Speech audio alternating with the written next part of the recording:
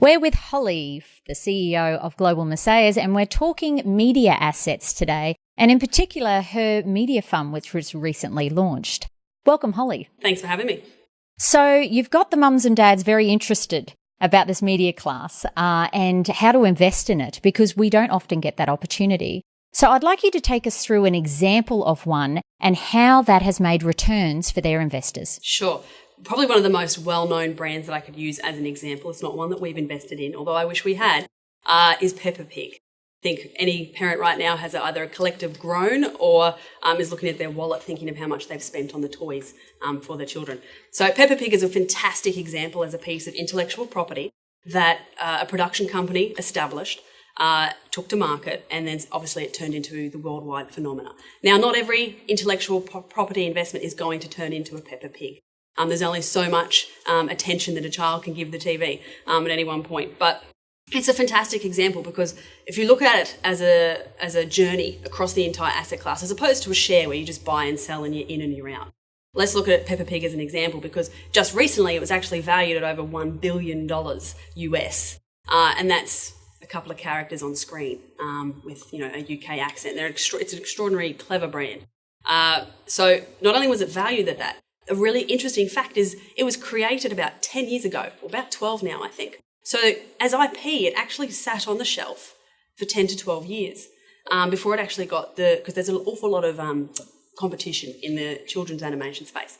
So it eventually got its chance and it took off. What's really fascinating about that is now it has ongoing annuities, probably for the next 30 to 40 years. Much in the same way as the Wiggles might, Paw Patrol is another one. Even if you look at much older examples of children's animation back to the 2D stages, you have Peter Pan and so on, things like that. Now, Peter Pan is a very fascinating one, and Peppa Pig's going to be similar to it in the fact that the Peter Pan royalty has actually been donated by the family that originally owned it. It now funds an entire hospital in the UK. So that should give you an idea of the level of returns you can actually get on an incredible piece of IP like this. And Peppa Pig, they could do the same thing. So for you as an investor to own a piece of this intellectual property, not only can you get extraordinary returns now and midway through the investment, you can have a legacy investment you can actually pass on to your children or actually donate to your favourite charity. So it's not just about the IP either. This has a lot of other spin-off revenue. Can you work us through all the different ways that you can make money off IP?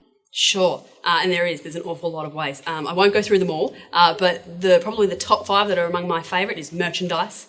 Most of us know the behaviour that we're all happy to kind of drop $10, $20, $30, $40, $50 on our favourite T-shirt if it's got the brand of the IP that we like. Merchandise, so there's that. Then there'd be actual broadcasting rights. So that's not just the initial broadcasting, it's international rights. So globally, you've got a lot of different markets that operate at different times. So we might sell the rights initially to the US and the UK and Australia, but over the next 10 to 20 years, it might then eventually air elsewhere. For example, Friends is a fantastic piece that I'm sure everyone would know. That's only just starting to air in certain Eastern European countries. And of course, they love it just as much as everyone else. But it gives you a great example of the longevity of broadcasting rights. Even with the changes that are happening in that space, there's still that base rate of return. Other ones would be licensing. So licensing is really powerful because you're actually giving someone the chance to use the IP, but you don't actually have to pay for anything that they create. They take on all of the risk. An example would be, Peppa Pig, for example. Again, if I'm a toy producer, so if I'm Mattel or if I'm someone like that, I go to the owner of Peppa Pig and go, I'll make all the toys. I'll take on all the risk. I'll do all the marketing. Just let me have that license. And Peppa Pig owners get a lovely fee for that, but they don't have any risk. And that's really attractive. So that's just 3 ways. There's at least 10 or 15 that we can look at. And I actually look at it through all of our media assets that we examine. They have to have all of that. If they don't have all of these revenues, I'm not interested. For the level of return that you can get from media compared to other investments, it's staggering. Fascinating. I'm sure I could talk for you on this for another hour. Thanks for your time, Holly. No problem.